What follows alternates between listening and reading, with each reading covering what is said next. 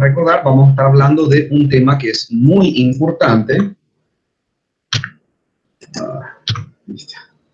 que sería la de reproducción asistida. El tema de hoy, entonces, técnicas de reproducción asistida. ¿Cuáles son esas técnicas? Es la que hoy vamos a ver. Siguen ingresando. Últimos. Daniele Forquín, ingresar. Bueno, ¿qué son? ¿Qué son y en qué consisten las técnicas de reproducción asistida?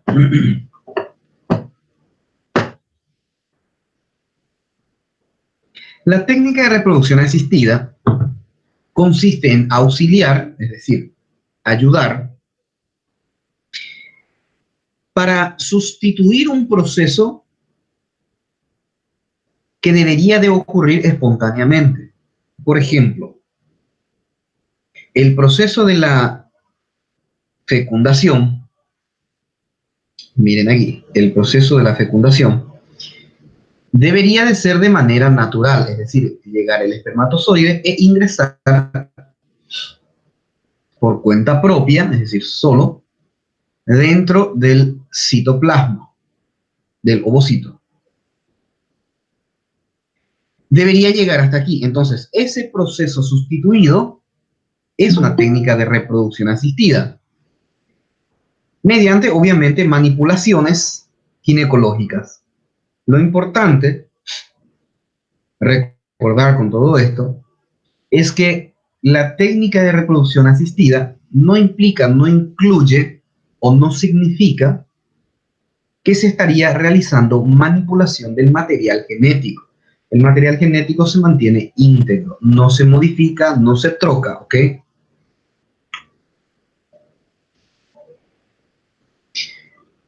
¿Para qué nos sirven las técnicas de reproducción asistida? Para ayudar a las personas con problemas en la fertilización. De modo a que puedan, si tienen dificultad para fertilizar, para engravidar, ayudarlos de modo a que la criatura o el niño sea de la propia madre y del propio padre. Esa es la idea.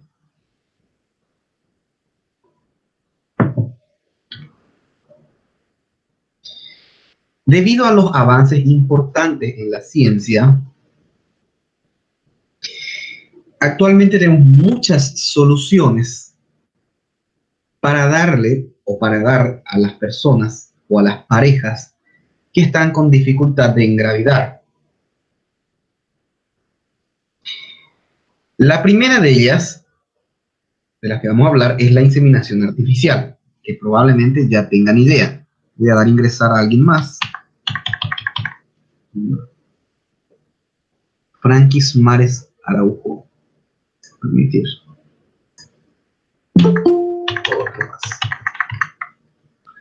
Dayane Salvador. Permitir. Ahora empiezan a ingresar. Luceni Bogado. Dogabo. Ok, está ahí. Bueno, seguimos. La inseminación artificial es la primera. ¿En qué consiste nuestra inseminación artificial? Consiste en el depositar aquí, en el interior del tracto femenino,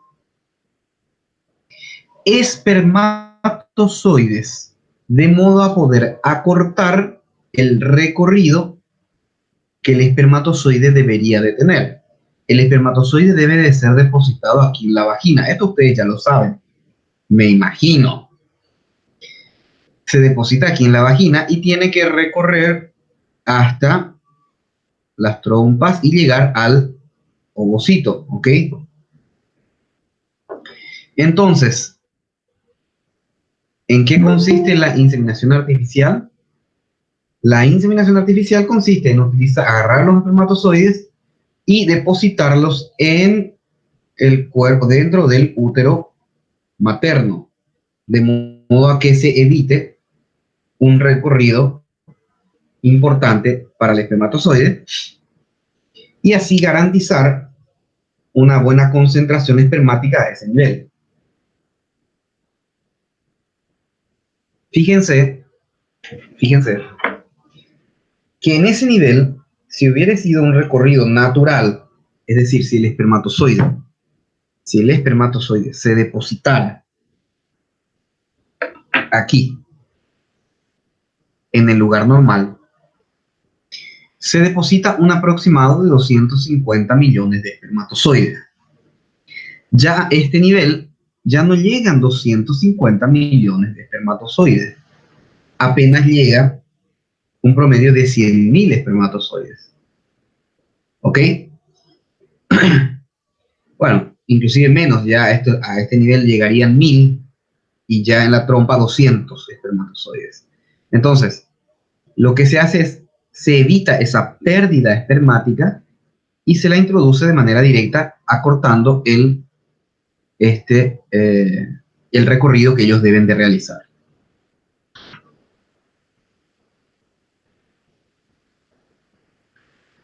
Inicialmente,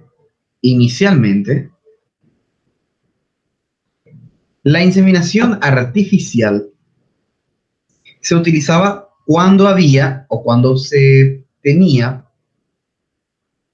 alteraciones anatómicas dentro del aparato reproductor masculino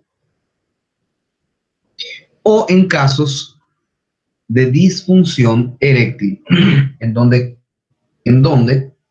el hombre era incapaz de eyacular dentro del órgano genital de la esposa. Era reservado en esos casos un tratamiento de inseminación artificial. Luego, obviamente, cuando se percató de que también había o también se tiene infertilidad en caso de... espera un rato, ¿qué pasó? Sí. En caso de alteraciones de la infertilidad masculina y la femenina. En el caso de la masculina, que puede ocurrir una debilidad en la concentración o escasa concentración de espermatozoide. Por lo tanto, una escasa cantidad de espermatozoide alrededor del ovocito intentando ingresar. ¿Se entiende? Se descubre que no solamente hay anomalías en la estructura anatómica del hombre, sino que también hay ocasiones donde que la cantidad de espermatozoides, por más que el hombre pueda depositar correctamente, la cantidad de espermatozoide es la incorrecta. Ustedes recordarán por materias de los primeros años, ciencias básicas, que la cantidad de espermatozoide por ml es un promedio de 100.000 espermatozoides, 100 millones de espermatozoides por cada ml. Por lo tanto, al depositar hay un promedio de 3 ml de semen que se deposita, que contendrían entonces 300 millones promedio. Es por eso que se calcula un 250 millones de espermatozoides aproximadamente en el fondo del órgano genital femenino, es decir, en la vagina, de los cuales van ascendiendo hasta llegar y apenas de los 250 millones, apenas llegan al ovocito 200 espermatozoides. Y solo una de las 250 millones es la que tiene la capacidad de ingresar en el ovocito. Si ingresan dos, ya hablamos de las malformaciones congénitas o alteraciones cromosómicas. Bueno, veamos.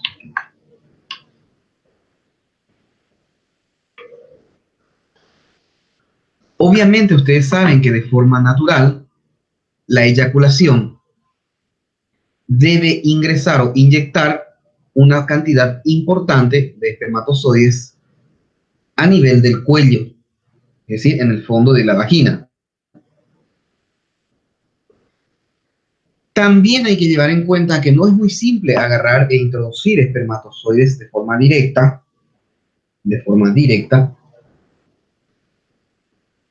dentro del útero, debido a que el semen, perdón, contiene otras sustancias, como ser la prostaglandina. ¿Qué hace la prostaglandina ayudando o coadyuvando en el semen? La prostaglandina es un estimulante de contractura uterina, hace que el útero se contraiga para que posteriormente se expanda y genere una succión, o sea, es decir, un movimiento de succión negativa, para poder absorber o estirar a los espermatozoides que se acumularon en la zona del fondo de la vagina, de modo a ingresar mayor cantidad de espermatozoides.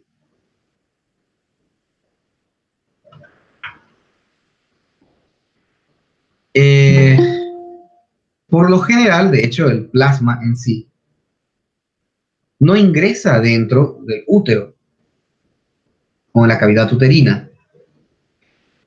Si lo hiciera, si el plasma ingresara a la prostaglandina, va a generar contracturas a nivel uterina que obviamente también van a ser o serían problemas para el espermatozoide pueda llegar.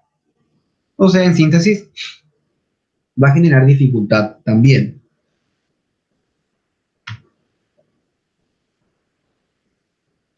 En el proceso de inseminación artificial se debe separar el espermatozoide del plasma para poder ingresar solamente espermatozoides. De lo contrario, sabemos que si ingresamos todo el plasma, vamos a tener el ingreso de prostaglandinas, por lo tanto, se va a producir fuertes contracciones dentro de la cavidad uterina.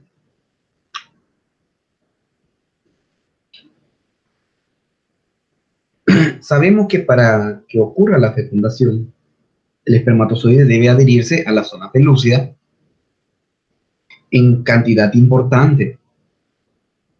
Si son pocos los espermatozoides que se adhieren a la zona pelúcida, va a ser muy difícil que se consiga la fecundación.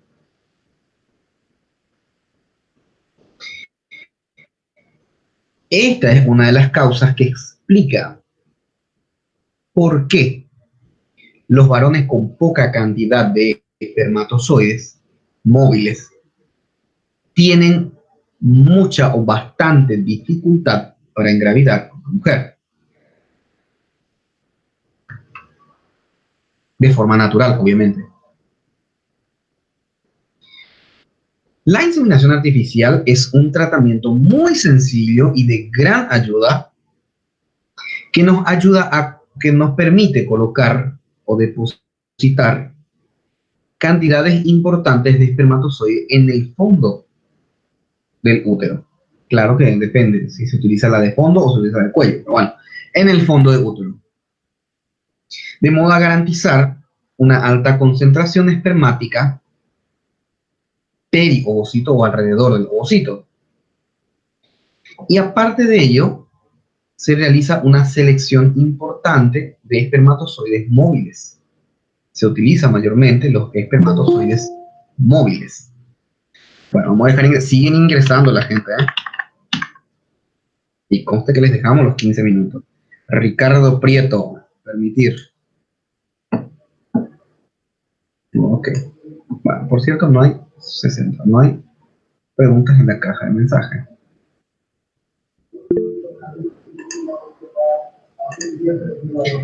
Bueno, les decía, entonces se realiza además una selección de los mejores espermatozoides para de esa manera, realizar una segura inseminación artificial. Ahora, a grosso modo, los tipos de inseminación se pueden clasificar de acuerdo a la procedencia, oigan bien, de acuerdo a la procedencia de dónde vienen los espermatozoides, es decir, el semen. Si la inseminación artificial tiene el semen procedente del marido, es denominado inseminación artificial conyugal. Si la inseminación artificial depende del donante, entonces inseminación artificial donante. ¿Por qué la clasificación? Porque obviamente hay que manejar que en el caso del donante se realiza cuando utilizar el espermatozoide del marido se torna imposible. Entonces se utiliza la inseminación artificial del donante. Y en muchos otros casos extras que no lo vamos a entrar a detallar, que no se contempla dentro de las clasificaciones, pero que sabemos que sí existen.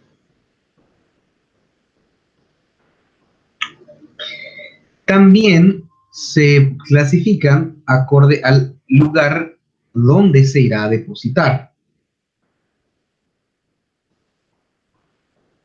Por ejemplo, la inseminación artificial paracervical y la inseminación artificial intrauterina. La paracervical es cuando se deja a nivel del canal, el canal, dentro del canal cervical. Y tenemos la inseminación artificial intrauterina, que es la que vimos en la primera imagen. Entonces, se puede dejar aquí, en el canal cervical, canal del cuello, o introducirlas hasta el fondo, es decir, en la cavidad uterina. ¿Okay?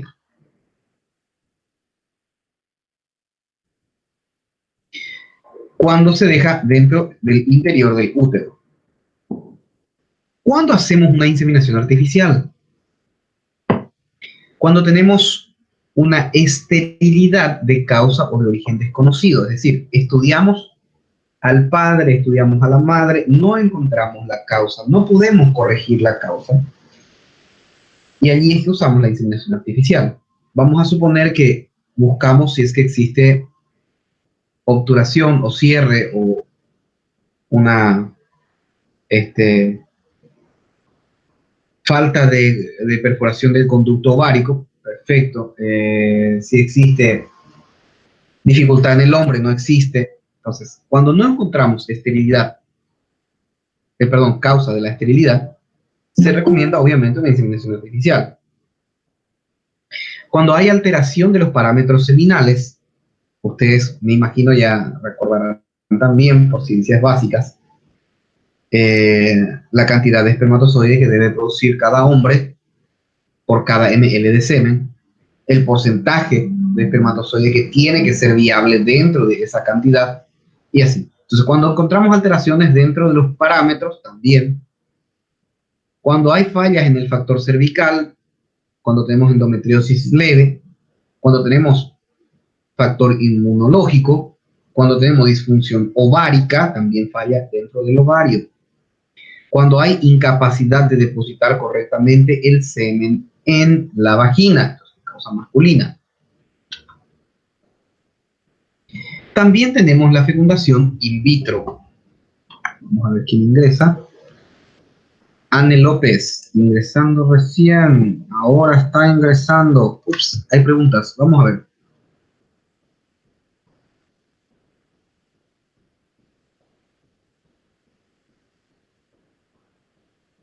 Sí, justamente les decía, la selección, se realiza la selección de los espermatozoides. En el caso de la inseminación artificial, también se seleccionan espermatozoides, los más viables, los que tienen movilidad. ¿Ok?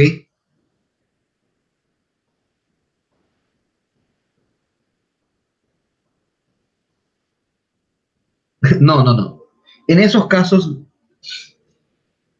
mira, para que entiendan, La pregunta es de Yui Zul, no sé cómo es, Zul. Bueno.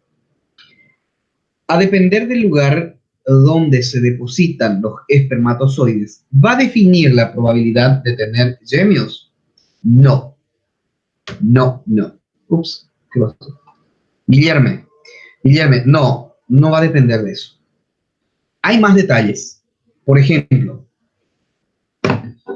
eh, para que entiendan, cuando vamos a hacer una inseminación artificial, aparte de extraer, obviamente, de extraer el espermatozoide, se puede pedir al hombre, al varón, que obviamente bajo maniobras extraiga su espermatozoide, como también se puede hacer por punción directa del epidídimo o del testículo, pero no depende de eso la probabilidad de gemios o de gemelos.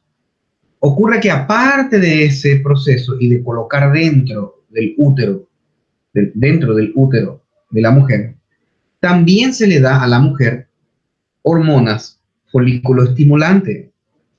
Se estimula también a los folículos del ovario de la mujer, medicando con hormonas folículo estimulante.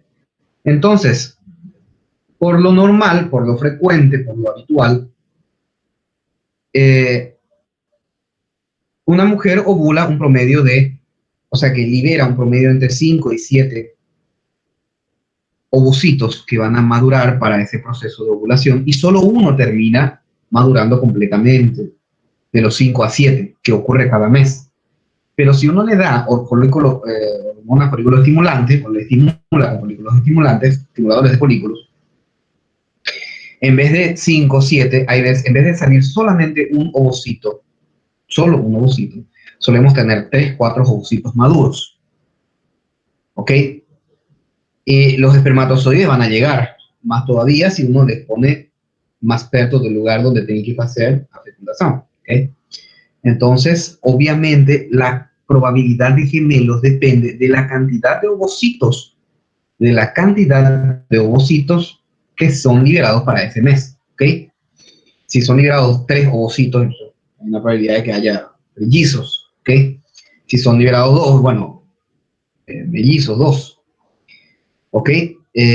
Más es probable por ahí. Y también luego existen las causas genéticas que dan los gemios univitelinos, que esa ya es otra historia. Con un solo ovocito se puede tener gemios. ¿Ok?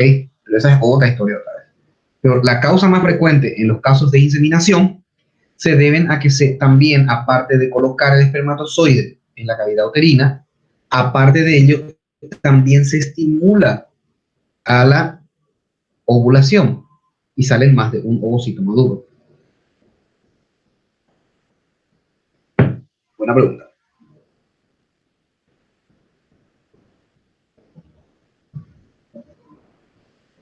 No, no es por el tema de hombres vasectomizados. Ocurre que hay hombres que tienen dificultad para eyacular, ¿ok? Hay hombres que tienen problemas en los conductos, por ende, no pueden eliminar el espermatozoide, expulsar espermatozoide. O sea, hay una azoospermia, que es la falta total de espermatozoides dentro del semen, ¿ok? Y para esos casos se utiliza la punción. Bueno, seguimos. No habiendo más preguntas, creo que ya contesté. No sé si han entendido. ¿Comprendieron las respuestas? Guillermo, Kelly. Guillermo, gracias por contestar. Sí, genial. Kelly también, genial. Ahora pasemos a la fecundación in vitro. ¿Qué es una fecundación in vitro? Es una técnica ampliamente utilizada dentro de lo que es reproducción asistida. También la fecundación in vitro, aparte de ser utilizada como fecundación in vitro, también existe otra técnica, la que es la inyección intracitoplasmática. ¿Qué es esta? Fecundación in vitro es quitar el ovocito, girar la mujer, ovocito, y girar los espermatozoides, colocar una placa de Petri, obviamente con compuestos específicos, y que ocurra normalmente la fecundación. Más la inyección intracitoplasmática es otra cosa. Solo se utiliza un espermatozoide para introducir la información genética dentro de el ovocito. ¿Ok? Por eso es inyección intracitoplasmática. ¿En qué consiste entonces nuestra fecundación in vitro? Consiste en juntar los óvulos y espermatozoides en un medio de cultivo. Se ponen juntos. Y de manera natural, este espermatozoide tiene que ingresar o atravesar las capas para ingresar al ovocito. ¿Ok? Lo único que se hace es colocarlo en una placa de Petri, ovocito, y en una placa de Petri, espermatozoides.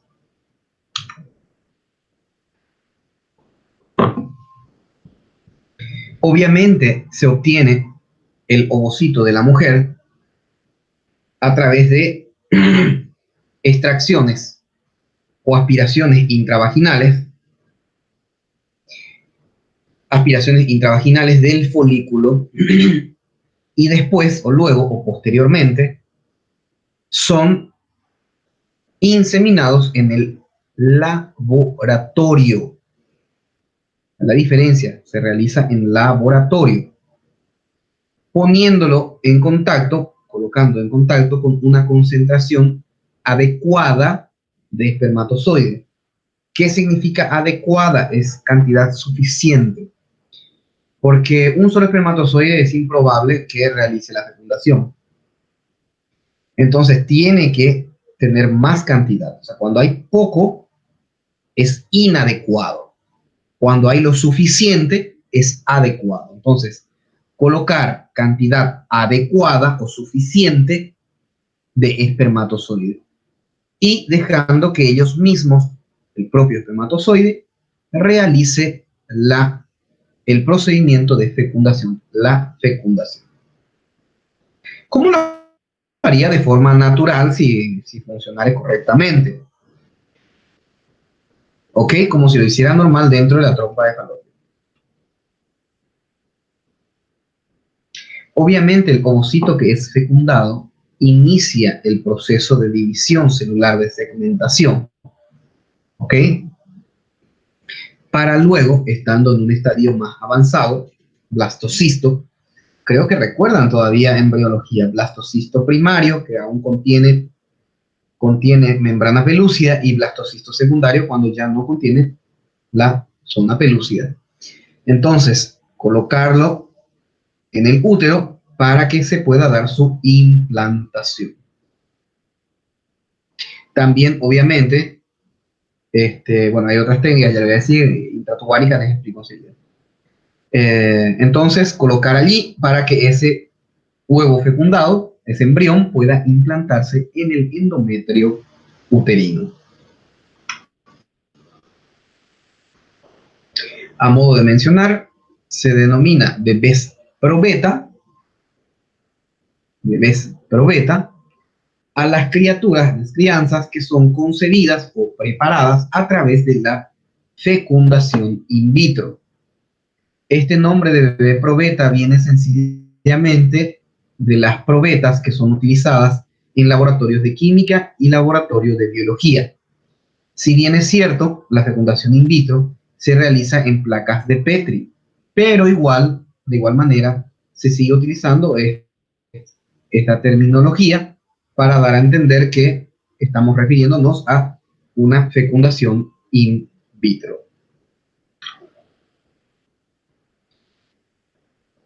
Ok, ¿cuándo debe de hacerse una fecundación in vitro?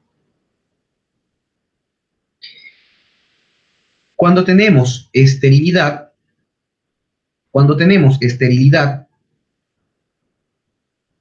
femenina por problemas de la trompa tubárica, es decir, de la tuba. Hay veces que hay una atresia de la tuba, no hay un orificio que le conecte con el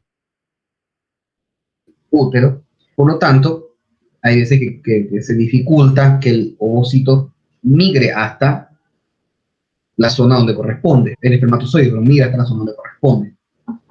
Cuando hay, entonces, anomalías tubáricas bilaterales, cuando hay esterilidad por causa masculina, cuando hay disfunción ovárica, endometriosis, y cuando tenemos fallo en la inseminación.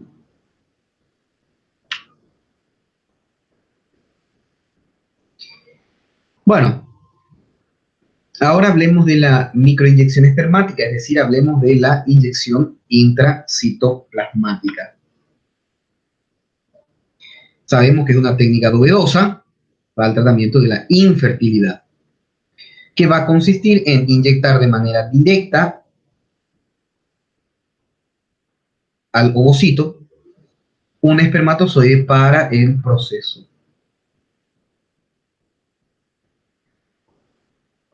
Obviamente, para decidir esto, tiene que estudiarse claramente la historia médica de la pareja. La paciente, tanto si sus óvulos van a ser inseminados mediante fecundación in vitro o mediante inyección intracitoplásmica, tiene que llevará un tratamiento igual o idéntico, ya que la única diferencia va a ser a nivel laboratorial.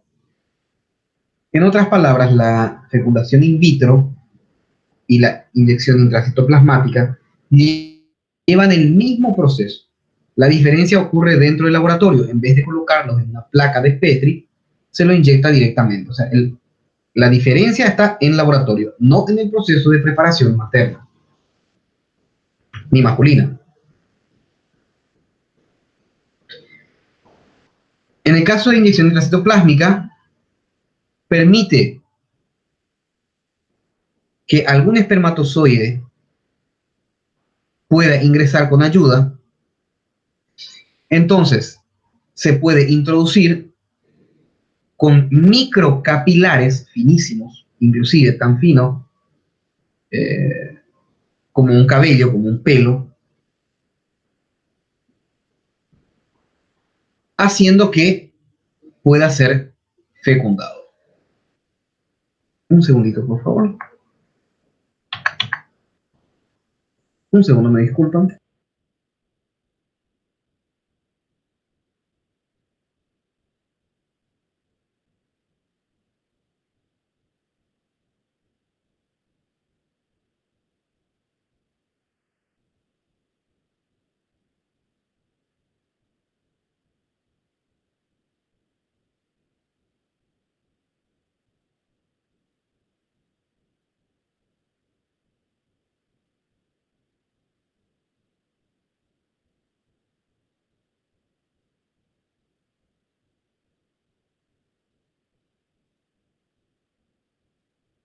Ya sí, disculpen. Bueno, decíamos, entonces, la inyección intracitoplásmica se realiza con, obviamente, microcapilares, que consiste sencillamente en la introducción de una aguja fina que va a permitir el paso del espermatozoide de manera directa al citoplasma del ovocito de la mujer. La diferencia con la fecundación in vitro es que esto no se hace natural, la fecundación no es natural, sino que realizada de esa manera. En la fecundación in vitro, el espermatozoide naturalmente hace el proceso de fecundación. ¿En qué caso tenemos indicado este tipo de tratamiento? En los casos de alteraciones en la función testicular o la obstrucción de los conductos excretores, caso del varón, con un bajo número o morfología anormal o la falta de movilidad de los espermatozoides. Recuerden, como les dije al inicio, hay hombres que tienen ausencia total de espermatozoides en su semen. Hay hombres que tienen ausencia importante de movilidad en sus espermatozoides. Y en todos esos casos, si no hay movilidad suficiente, entonces la única alternativa que nos resta es hacer la inyección intracitoplásmica. Esto es lo que les decía, la zoospermia que es la ausencia absoluta de espermatozoides en el semen eyaculado. O que obviamente todos los espermatozoides eyaculados se encuentren sin movilidad.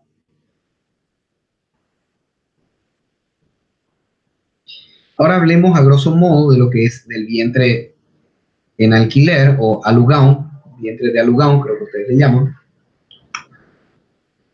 que nos referimos a vientre de alquiler, que puede ser realizado obviamente cuando una mujer puede donar o alquilar su vientre bajo acuerdos, obviamente, para quedar embarazada, con el objetivo de engendrar o engravidar a una criatura que obviamente será criado por otros padres.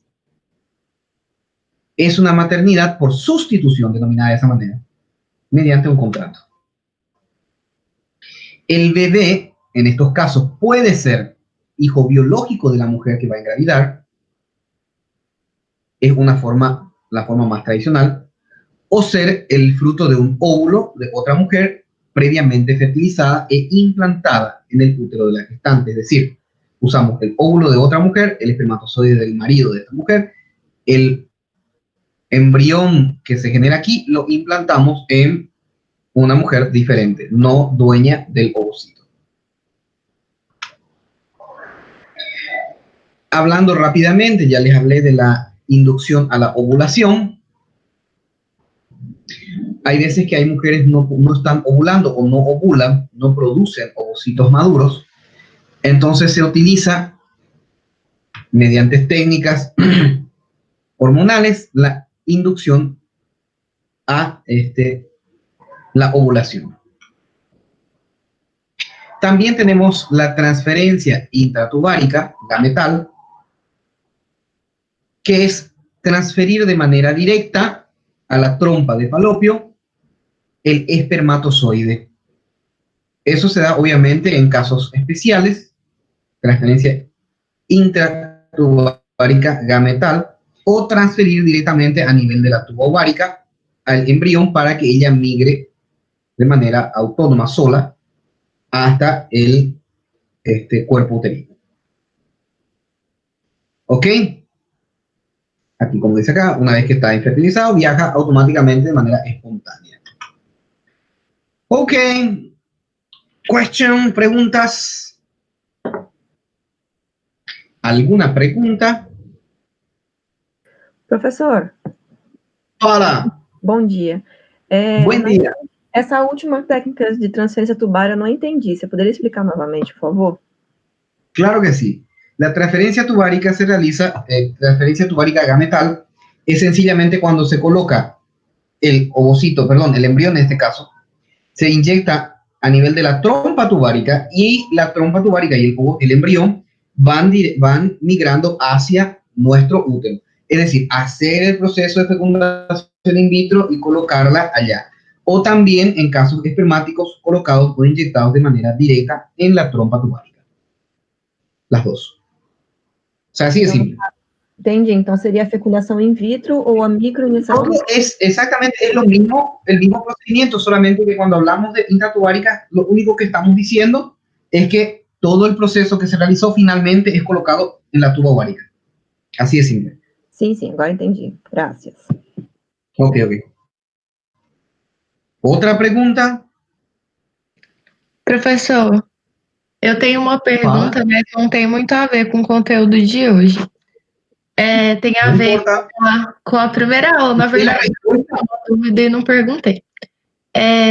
Quando a mulher toma anticoncepcional por mais de 2 anos, ela não libera todos os óvulos daquele período, né? Quando ela interrompe. O que acontece? Bueno, ocurre que es así. Como dice la compañera, no tiene nada que ver con esto. Vamos a ver si lo puedo contestar, como le dije, pero en este caso sí, lo puedo contestar. Es más ginecología eso, pero igual. Ocurre que cuando una mujer toma anticonceptivos, ¿qué es lo que hace el anticonceptivo? Bloquea el proceso de ovulación. Tienes razón, bloquea el proceso ovulatorio. ¿Qué les dije en una parte para los que prestaron atención a la clase?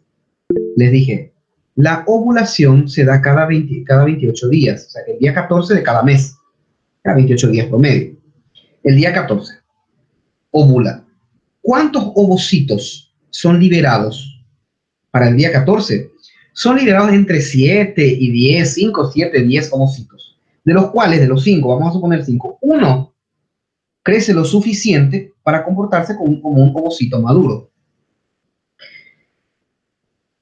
¿Qué ocurre cuando uno toma anticonceptivo? Ni siquiera uno de los 5 sale de su lugar, queda bloqueado, queda ahí, no sale. Entonces, a ver si puedo dibujar, discúlpenme, voy a intentar dibujar para que entiendan mejor, a ver si puedo, permítanme. Vamos a pasar acá atrás, colocar... Ay, caramba, ¿qué hice aquí? Vale, vamos a esto. Espera un minuto, en vez de puntero, vamos a colocar pluma. Bueno, dijimos que si este es nuestro ovario, 5 de estos ovocitos, fíjense, 5 ovocitos tienen que ser liberados, o sea que tienen que prepararse para madurar y crecer. Solo uno crece lo suficiente para ser expulsado, ¿ok? Solo uno. Bueno, 5 son liberados y uno de los 5, vamos a suponer este que está aquí, crece lo suficiente para ser expulsado y que venga un espermatozoide a fecundarlo, ¿ok? Entonces, ¿qué pasa aquí? Cuando uno toma anticonceptivo, todo esto es bloqueado, no se libera ni uno. A partir de acá, los 5 van a quedar aquí. 1, 2, 3, 4, 5. Estos 5 pertenecen al mes de enero. 1, 2, 3, 4, 5. Estos otros 5 pertenecen al mes de febrero. 1, 2, 3, 4, 5. Estos otros 5 pertenecen al mes de marzo, abril, mayo, etcétera, etcétera. Todos estos ovocitos que tendrían que haber salido están siendo bloqueados. Por eso, el anticonceptivo también se utiliza como conceptivo. Y ojo con lo que les estoy diciendo. Si uno quiere tener hijos, ¿qué se hace a la mujer? También se le da anticonceptivos por un periodo de 6 meses. Entonces, los ovocitos que tendrían que haber salido en esos 6 meses, cuando se deja de tomar el anticonceptivo, salen todos juntos, ¿ok? Multiplicado por 6, 6 por 5, 30. 30 ovocitos salen juntos. Por eso que también se utiliza como técnica conceptiva. Ahora, ¿qué pasa si uno toma por 2 años? Hay todo esto, un año de toma de anticonceptivo y este es el otro año de toma de anticonceptivo. Hay tanta ingesta que el ovario que está aquí, ya está reaccionando con el nivel de meseta o nivel alto de anticonceptivo, que se acostumbra a él. Entonces, en un periodo de 2 años, hay veces que ya no se ovula de manera normal o se detiene parcialmente la ovulación, ¿ok? Por una toma prolongada de anticonceptivo. Eso es lo que ocurre y ese es el motivo por el cual la mujer que toma por mucho tiempo anticonceptivo luego tiene problemas para engravidar. ¿Contestada tu pregunta? Obrigada, professor. ¿Alguna otra pregunta?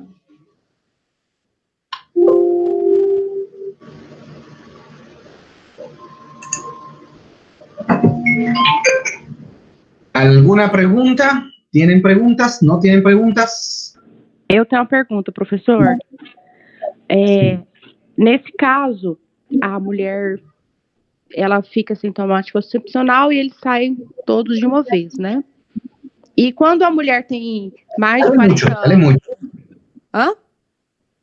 Sim. E quando a mulher tem mais de 40 anos e ela tenta engravidar depois, porque depois dos 40...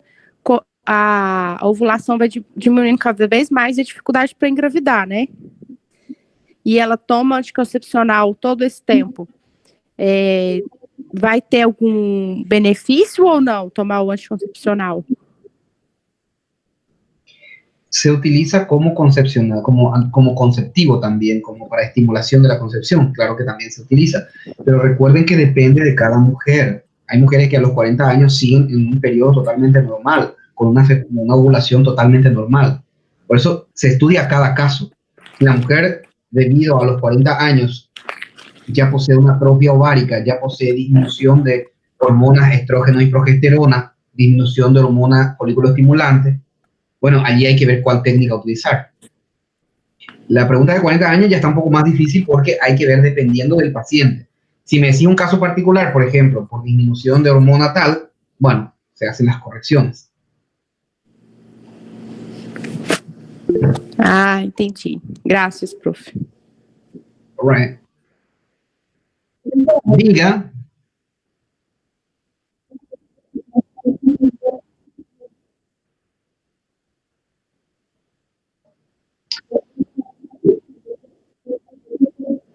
Vamos a mirar. Ricardo, mejor ahora, buen día. Ricardo. No tengo ninguna pregunta. Ricardo. No. Ricardo Martínez dice, buen día a todos, menos para un tal Fabio Biazzati. Ahí le contesta Fabio, sai de ahí, zapato. Buenos Aires, clase, no sé. Pero preguntas no tengo.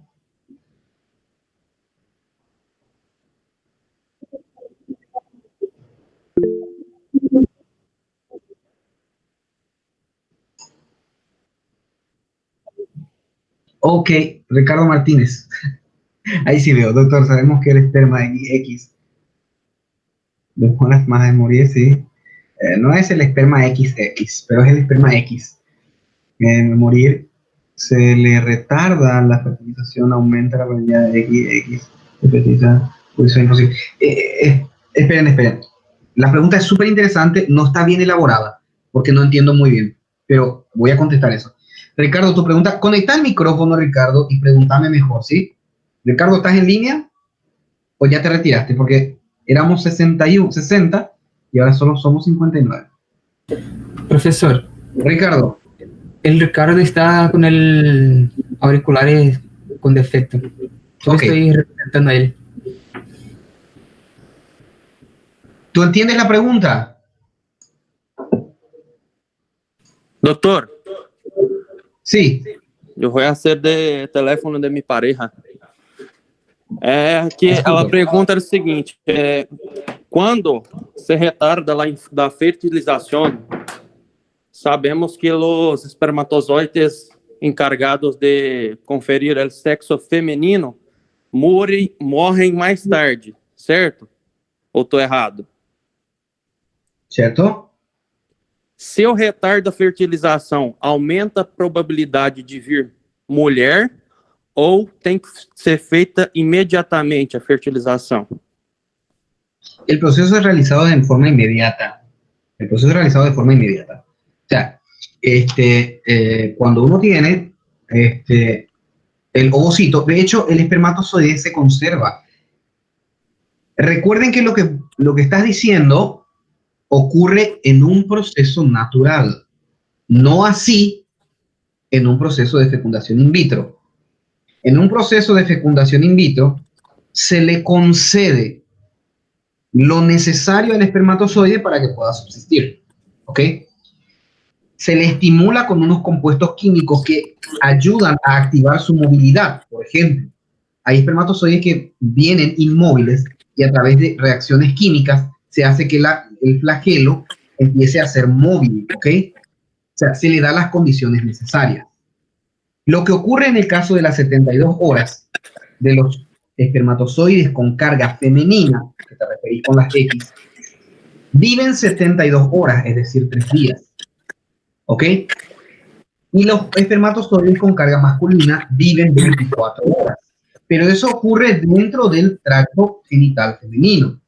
Obviamente, en una placa de Petri, el espermatozoide, ni el masculino ni el femenino, hacen esfuerzo alguno, o sea, no tienen esfuerzo. El tiempo de sobrevida con la forma de conservación cambia. Yo te puedo conservar un espermatozoide masculino por 1 año dentro de una criocongelación, congelarlo, ¿ok? O sea, eso ya es una técnica de conservación. Pero sí es cierto lo que estás diciendo. El espermatozoide con carga X tiene, es decir, con carga femenina, tiene o sobrevive dentro del tracto genital femenino por 3 días, 72 horas. El espermatozoide con carga Y masculina vive tan solo 24 horas. Eso Perfecto, doctor. Tracto genital femenino, no así en las placas o en los laboratorios, donde que existen las técnicas de conservación de los espermatozoides. Cierto, gracias. Ok.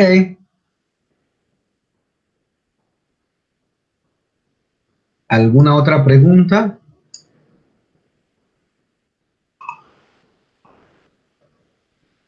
Professor, Diga. de novo, na fecundação in vitro e na microinjecção, elas são implantadas na mulher na mesma fase de evolução do embrião? Mira, es ser implantada en la fase, eso depende mucho del médico que lo va a realizar. Se puede implantar, lo normal es implantar cuando ya se encuentra en el periodo de blastocisto, porque así uno puede agarrar y evaluar, uno evalúa, controla la evolución de las divisiones celulares, si ese embrión está correcto, si está teniendo la mejor división. En las fecundaciones in vitro, cuando hay varios óvulos fecundados por varios ovocitos, por varios espermatozoides, varios ovocitos fecundados por varios espermatozoides, se elige al embrión de mejor tamaño, de mejor calidad para ser implantado. Los demás se desechan, ¿ok? En la fecundación in vitro, en la inyección intracitoplásmica, si se consigue 2 ovocitos, se hace misma técnica. Si se consigue solo uno, bueno, se intenta mantener con vida ese embrión. Ya cuando llega en el periodo de blastocisto, que tiene capacidad de implantarse, se lo envía. O en algunos casos ya en los primeros días, primeros 24 o 48 horas, también se implanta para que el proceso natural siga dentro del cuerpo materno. Pero eso depende de que está haciendo la técnica. Yo hasta donde manejo, la mayoría opta por esperar y ver el desarrollo del ovocito, del embrión, y el embrión mejor desarrollado es el que tiene que ser implantado. Ok, gracias.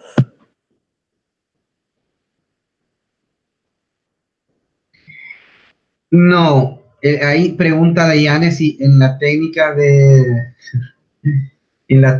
reproducción asistida se pueden escoger los ojos. Eso sería una alteración genética, ya, o sea que se podría hacer alteraciones genéticas. Claro que eso se puede hacer, pero no se hace, o sea, eso no está permitido en los tratamientos porque no es correcto. La reproducción asistida es sencillamente facilitar procesos que naturalmente no se pueden debido a problemas estructurales u hormonales. No así para elegir el formato del bebé que uno quiere, color de ojos, cabellos, piel. De poder, ¿se puede genéticamente manipular? Claro que sí se puede. Mas no se hace en una fertilización in vitro, una reproducción asistida, no.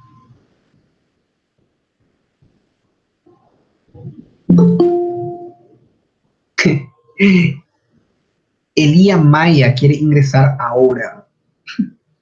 Ya terminó la clase. Bueno, ¿alguna otra pregunta?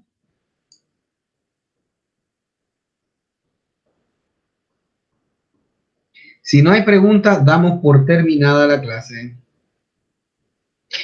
Coloquen todos, a partir de ahora, coloquen todos, también Elía, la que acaba de ingresar, que coloque también su nombre por el esfuerzo de ingresar a última hora. Gracias. No hay por qué, Vanessa, no hay por qué. Coloquen todos, por favor, sus nombres. Gracias por la atención. No, gracias a ustedes, Adrián, y gracias a ustedes. Otra cosa, antes de terminar, antes de que todos se retiren, la prueba parcial ya es la próxima semana. ¿Ok? Ahora, los temas que ingresan es hasta el día de hoy. Voy a ver cómo hago para facilitarles a ustedes puntos importantes de cada tema. Voy a ver cómo hago, porque tiempo casi no tengo. Pero voy a ver, porque toma horas también preparar. Bueno, y les voy a enviar. Coloquen todos sus nombres, damos por terminada la clase. Gracias por su atención. Será hasta la próxima. Pásenla bien.